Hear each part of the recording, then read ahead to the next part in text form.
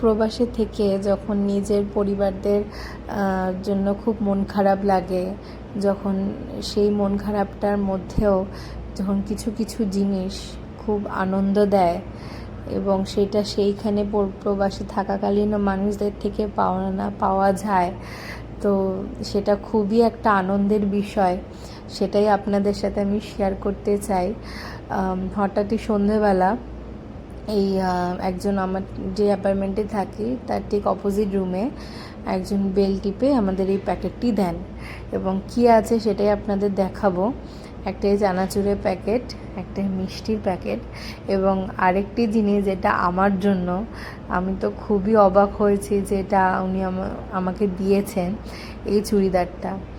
এবার কি বৃত্তান্ত বাকিটা আপনাদের সাথে বলি।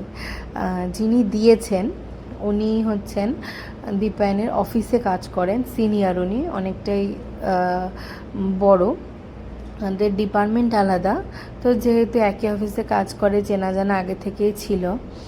তো উনি ওনার ওয়াইফ ইন্ডিয়াতে প্রায় 2 মাসের জন্য ছুটিতে গেছিল। তো যখন এসেছে ওনার ওয়াইফ, তো উনি এগুলো নিয়ে এসেছেন আমাদের জন্য। এই খুব সুন্দর একটা পিওর কটনের একটা চুড়িদার, 3 কটা হাতা দেওয়ার, এবং এত সুন্দর, আমার খুবই পছন্দ হয়েছে। রঙটাও খুব পছন্দ হয়েছে এবং এই যে উপহারটা আমাকে দিয়েছে, সত্যি আমি কখনো ভাবিনি যে উপহারটা উনি আমাকে দেবেন। তো আমি খুবই খুশি হয়েছি এবং আপনাদের সাথে সেটা শেয়ার করতে পারছি, এটা আমারও খুব ভালো লাগছে।